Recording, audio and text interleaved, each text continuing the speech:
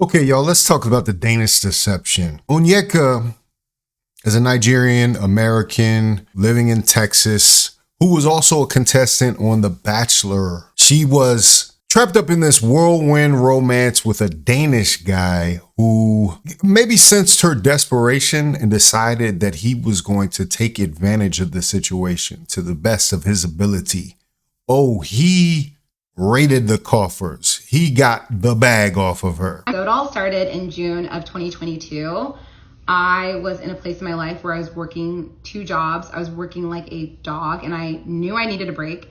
So I reached out to my friend Sarah, who was living in Germany at the time with her husband. And I said, let's take a trip. Let's go somewhere in Europe. And she was so down. And we were trying to decide where we wanted to go. And we decided to go to Hvar, Croatia. But it wasn't so bad that he just got the bag off of her. It started to impact her whole network, her friends, her family, her dad in particular. All these people he started borrowing money from, borrowing money and not repaying. This was the plan all along, I'm assuming. So we went to Hula Hula, which if you've been to Hvar, you've been to Hula Hula. It's this beach club that's very well known there and it's right on the water. And we're laying in day beds kind of off to the side, minding our own business, sipping mojitos. And I look up and I see this very attractive man. And the first thing that came to my mind was, this man looks like he is walking straight out of a Calvin Klein ad. And I'm telling you guys, 6'3", blonde hair, blue eyes, chiseled skin, so tan, muscles everywhere. I was definitely taken aback. And I feel like it takes a lot for me to really double take a man just based on his looks like that. And 100%, I was a little bit just in awe. I didn't even realize that he was like with a friend at first. And so I'm still minding my own business, keeping it chill. And he looks over at me and he says, how are the drinks? This man came into her life because she is, how do we say this? A divester. And she saw a 6'3" Danish man with blonde hair and blue eyes and found the man of her dreams. So no matter how bad the situation got, she was going to make this a perfect love story. We went to Monaco, then we went to Saint-Tropez, and we ended the trip in Cannes. And the very last night we had together, we were at dinner, and I'm walking to go to the bathroom, and I fall, and everything goes black. And let me tell you, I am a clumsy person. I know I'm a clumsy person. I'm always tripping over myself. And that day specifically, I had been tripping over my dress pretty frequently throughout the day. But I've never had like a serious accident before like this. And it was completely out of the blue. I was walking up the stairs and I remember walking up the stairs, and the stairs in France are extremely narrow. If you've been, then you definitely would probably agree with me.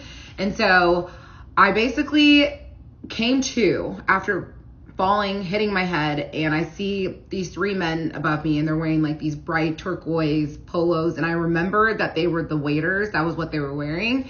And I remember just like coming awake and being like, what the fuck is happening? But no one was speaking any English. They're all like screaming in French, freaking out. And so I pass out again, then I come to again. And finally I'm able to say, someone go get my boyfriend. And then I pass out again, then I come to again. And then my ex is sitting next to me. And I see him and I'm like, what is going on? He's like, I don't know what happened. I think you fell.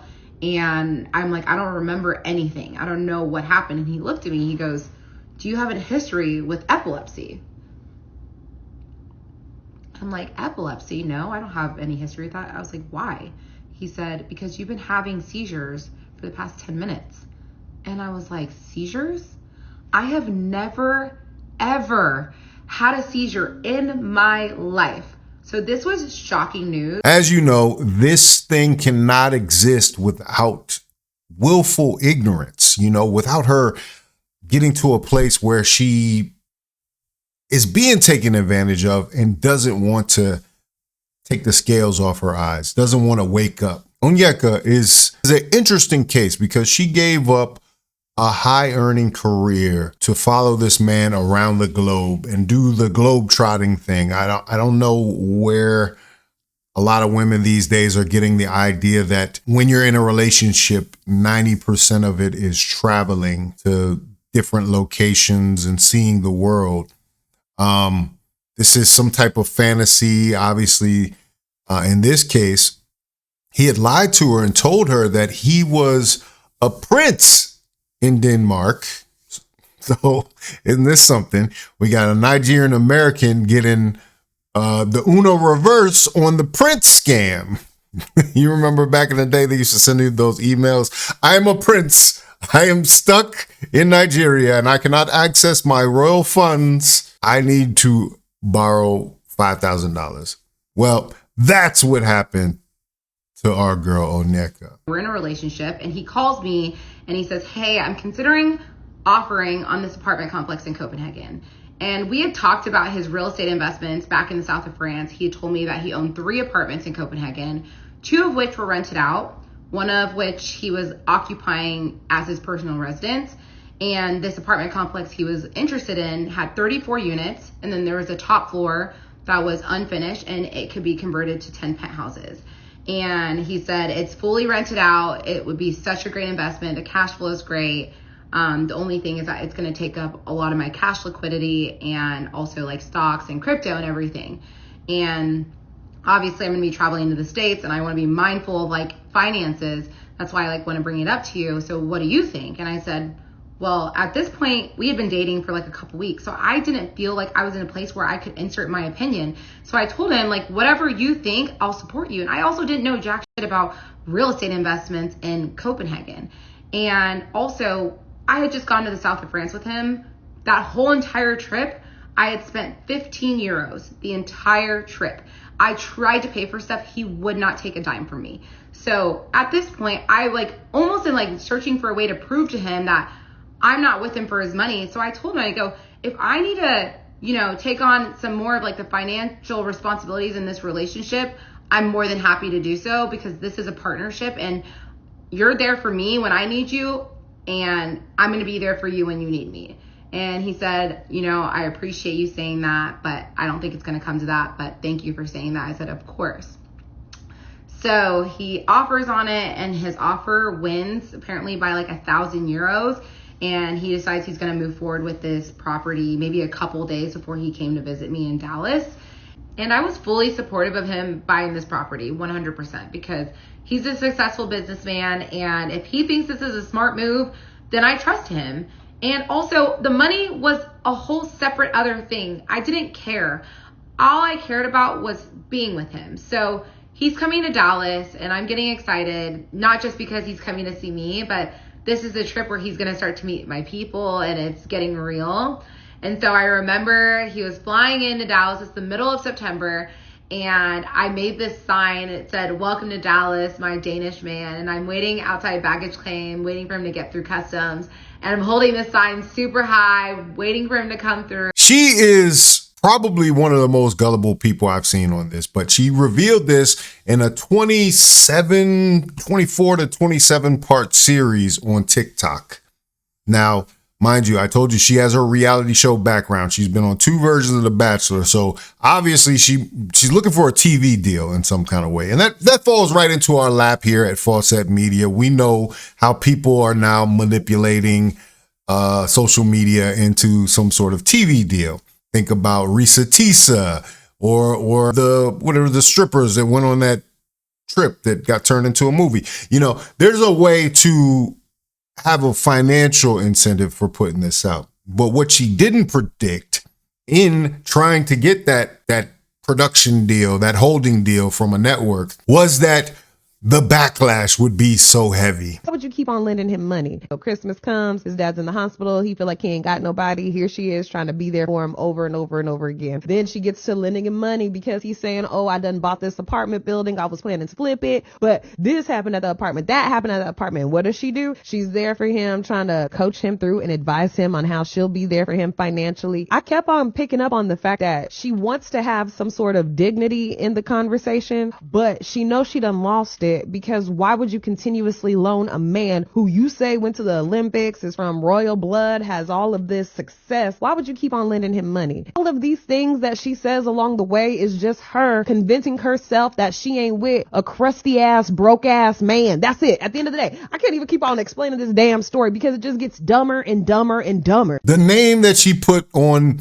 women out here looking for love, there couldn't be anything less desirable than that. And so a lot of the women let her have it in their response videos, in the comments. They continually talked about how dumb she was for falling for this plot. She falls for the plot. The only way that she figures out the plot is happening is that she speaks to one of his friends and finds out that he has a history of having a gambling problem. Before we had left the house, my ex had told me, I really don't want to go out tonight. Like, I just want to go to this party and then come home. And I said, that's totally fine. And so we're at the party. We're outside just hanging out. I'm talking to his best friend. My ex is inside the home. And his best friend tells me, he goes, you guys should come out tonight. Like, please come out. And I was like, honestly, I'm down to go out, but my ex doesn't want to go out. And that was really weird for him because he always is down to like go out and have a good time. So I already thought it was a little strange. And then his best friend looks at me, he goes, oh, he probably doesn't want to run into any of his enemies from his past gambling addiction. I looked at him and I said, what gambling addiction? And his best friend looks at me and goes, you didn't know that he had a gambling addiction? Why didn't she know he had a gambling problem, right? That should have been something you get to know as you get to know the person you're about to marry. She actually doesn't get to do that process because of something we talk about here a lot, is the vetting process was expedited. Like, she saw what she wanted and she decided that they were going to push this thing through in about 4 months, and they got married and they're off to the races. But what happens is, in all those times he was borrowing money from people, one person in particular was her mother. Her mother, he said that he actually sent her back the money, and he showed her a screenshot that looked like a receipt to a site called Revolut or something, to a money payment service, right? And as she was having an argument with him about money, he storms out, goes to Costco to clear his head, to not go off the handle, in a real dramatic fashion. But she decides to go pick up the phone and actually see what a test transaction would look like, because her mother, of course, hasn't received the money. Of course she hasn't, because he didn't send the money. He sent a screenshot of a scheduled payment to her without actually sending it. So we get home and obviously we're fighting. I feel like he's lying to me. He's upset that I'm not believing him, and he ends up leaving the house because he's like, I'm going to go to Costco. So while he's in Costco, obviously I'm just spiraling, and this is the moment where it hits me. I'm like, what if everything's a lie? And I don't know why, like, my subconscious has been thinking this all along, but this is the first time I fully am asking myself this question. And so I'm laying in my bed and I start playing with the app Revolut, and I start looking at it. And that's the app that he sent the money to my mom. And obviously he sent me screenshots. I sent the screenshot to my mom to verify it's going to be hitting on August 14th. And so I start playing around with the app, and I just, I wanted to see what it would be like if I wanted to send a big payment. And the way Revolut works is you have to load the money into Revolut before you can send it to anyone. So I'm just playing around with it, and I do a test transaction, and I'm trying to send $10,000 even though I don't have 10K in Revolut to send.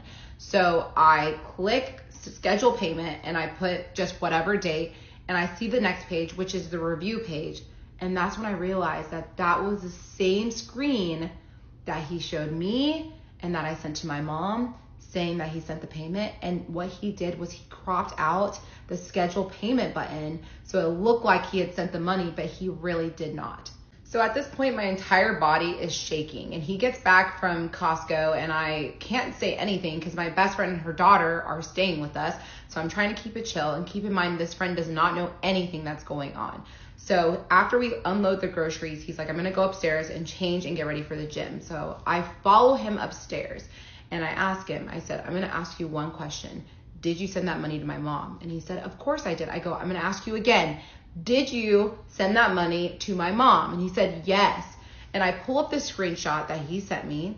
And then I go back to RedBlue and I show him the exact same screenshot where he cropped the scheduled payment button on the review page. And he said, our screens are different because I'm using a version from Denmark and you're using a version from the US. I go, you're using your US phone. So at this point, his lies are just getting bad. I'm like, you're lying about everything. I go, let's have a chat and let's let all of this come to light and be done with it. And he said, I don't have time for this. I don't want to listen to this. And then he storms out of the house. So of course, with this information, she's now charged up. She's realizing the walls are falling in, the dominoes are falling into place, and she's starting to realize that this guy has been lying this entire time about who he is, about how much money he has, the properties that he says he needs to sell, the 4 properties. He doesn't have them.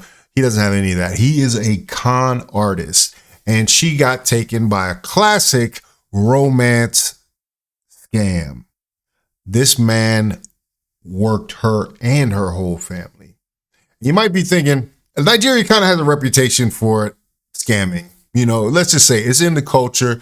And she is really distraught when she finds out that her father was taken by this scam. And at that point, I'm like, it is time for me to call my parents.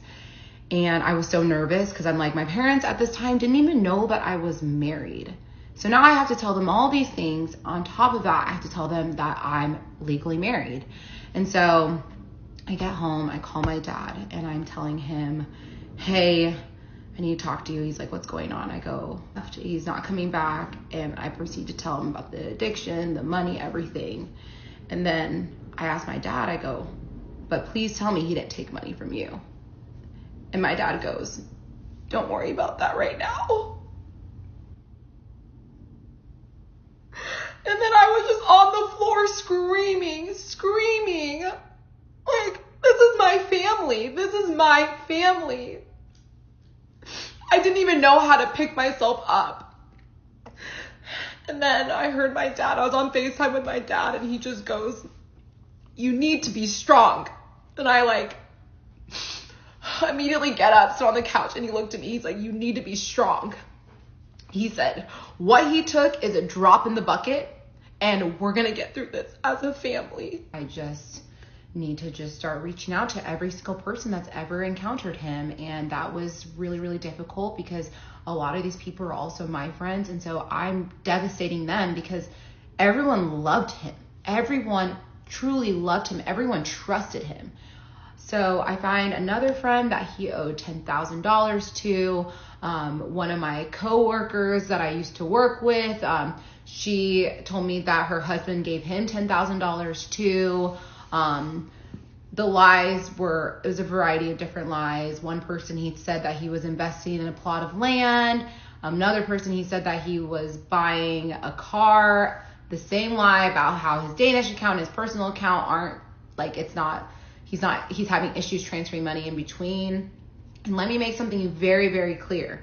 Every single person that he took money from, he told them explicitly not to tell me. And it's in text and it's in the receipts. He said, do not tell her, it's a surprise. I'm getting this car as a surprise. I'm getting this watch for her as a surprise. I'm buying this land as a surprise. It was all a surprise to me, which makes me so, so sick. He said, well, he told me he was investing in this land. He was building a quadruplex and he had to rerun the water lines and he was looking for investors. He said they had 10 to 15 business meetings before this man gave my ex a dime. And he said, listen, Anyeka, I'm a man that's found a lot of success in my life. I have $1.5 million worth of cars. I have $500,000 worth of watches. This man had to work hard to pull one over on me. He said, I have loaded guns in every single room in my house. I didn't know if this man was a part of a group. And I asked him, I go, why didn't you bring this up to me? He goes, well, Anyeka, you're Nigerian. That's a scamming capital of the world. I didn't know if you were in on it. And that's when the irony hit me. I'm Nigerian and I'm a proud Nigerian. I tell people it's my biggest flex. But the country's not perfect. We have our strengths, we have our weaknesses. But one of our weaknesses is that there's a ton of scammers. Versus Denmark, who's considered to be this prestigious, wealthy, happy country. So the fact that a Danish man pulled this over on a Nigerian or Nigerians collectively, it just blew my mind. It's ridiculous. It's a ridiculous story, ridiculous outcome. But this is what happens. And this is what I want to say here is that a lot of women are out here looking for the wrong things. We've been saying that for years now. Men on the internet have been repeatedly saying that when you're out here looking for the trappings of wealth, being attracted to someone for purely superficial things, when you are doing those things, you're going to have your guards down and something like this can happen to you. I'm sure she is not the only one, and Onyeka is not the only one who's had a romance scam played on them in some form. Usually it doesn't get to this place. It doesn't get to these proportions, maybe because the woman doesn't have that much money, or maybe because most people will wise up and see what's going on. But she had the rose-colored glasses on because this man was Danish. She let her guard down and sought after this, being a fool in love or whatever you call it. But the lesson is, like, everything that glitters is not gold, right? This dude told her he was an Olympian. That is the easiest thing. She could have Googled and looked up and verified whether or not he was telling the truth about it. He was supposedly playing handball or something for the team. He's a royal who plays on the Olympic team. You know, he got to represent his country, I guess, in some way. But she did not understand the manipulation that was happening to her until it was too late. And ladies, this should be a warning to all of you that are out here, that are in similar situations, or that are chasing similar things. This is all the women out here that are listening to the get the bag coaches that are telling you to look for a certain amount of things. Because I always say, women don't really know how much things cost most of the time. They're very bad with measurements. You know, like they don't know exactly what it is. He could be 6'3" or he could be 5'10". As long as he's taller than her, she believes it. She can believe it, right? That's why so many dudes are out here lying in the first place. But this is a cautionary tale. And like I said, it's probably going to get turned into something, a documentary or maybe a dramatization on one of these streaming services pretty soon. But let this be a lesson to you, all you divestors out there who are looking for something better on the other side of the fence. You still need to understand there's a possibility that this white knight in shining armor might be your worst nightmare. But anyway, let me know what you think about it in the comments. If you like this video, like, comment, subscribe, hit the bell notification for all uploads. This is Faucette Media.